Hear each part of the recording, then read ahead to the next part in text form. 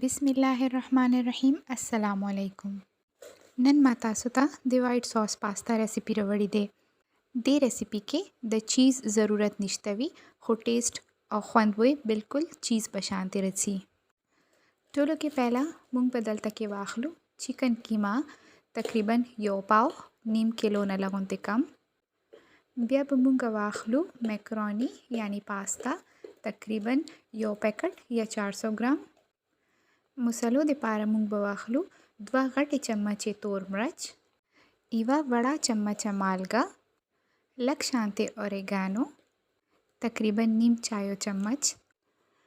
بیا مونږ ته پکار دي 3 کشوغې میده او یو چکن ولی کیوب چې د کنور ولی وي یا کوم یو هم وي چکن یخني ولی کیوب. بیا مونږ ته پکار دي 500 ml یعنی نیم لیټر پی شوده، 2-3 کشوغې غوړي او اخره کې تور زیتون. ټولو کې پهلا مونږ به د ساده طریقې سره میکرونی بوایل کو یعنی اوبه شو او بیلا یو سایډ ته وو کېږدو. بیا دلته کې فرایینګ پین کې بو مونږه 2 سے 3 چمچ غوړي واخلو او هغه کې بو د چکن کیما فرای کو. دلته کې تاسو کیما پځې یا شیدلی چرګه بغیر د اډوکو هم اخیستلی شئ او هغه هم داسې مالګې او تور مرچ کې فرای کولی شئ.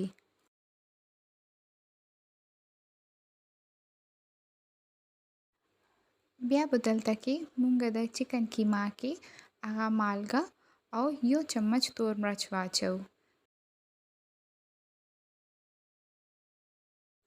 دې کې نورې مصالې اچونو ضرورت نشته دی. د پاستا خوند دوره ښایسته وي چې د ټیسټ د مالګې او تور مرچ سره هم ډیر ښایسته راشي. تقریبا 15 منټو کې مونږ دا کیما تیار کړه او بل لوښي کې مې یخېدوله وبسته. اوس دلته کې مونږ جوړو وایټ ساس. دلته کې مونږ 3 چمچو غوړاو کې 2 چمچ اوړه واخیستو او یو څو سکندو لمې فرای کړو. بیا دې کې لږ شانتي پی اچون مې شروع کړې. ټولې پی به یو مخیزه نه اچو، رو لږ شانتي به اچو او مکس کوو بو. چې دا پی نیمه واچو بیا به ورکې تور مرچ واچو او داسې به مکس کو او منځ کې به مونږ ورکې هغه چکن کیوب واچو او بقایا پی به په اخره کې واچو. اوس به دا مونږ یا شیدلی له پرېږدو خو ورسره به ورکې داسې کشوغه چلو ځکه چې دا خراب نشي.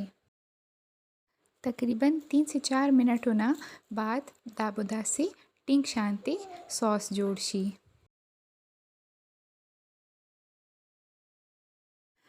ټول اجزا تیاریدو نه بعد اوس به دلته کې مونږ دی ولی پلیټینګ شروع کو.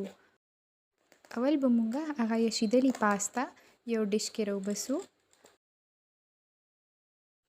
بیا به پاسه په هغه چکن کیما یا چکن به په واچو داسې.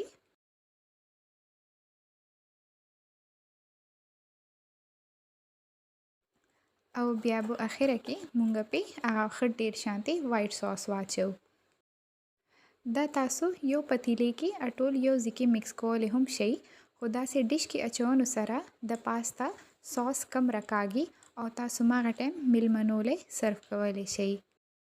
دا پاستا بالکل د چیز ولا پاستا په شانتي هم ذایقه ورکوي ځکه چې دې کې مونږ چیز د ټیسټ لپاره ورکې د چکن کیوب می اچولې دی.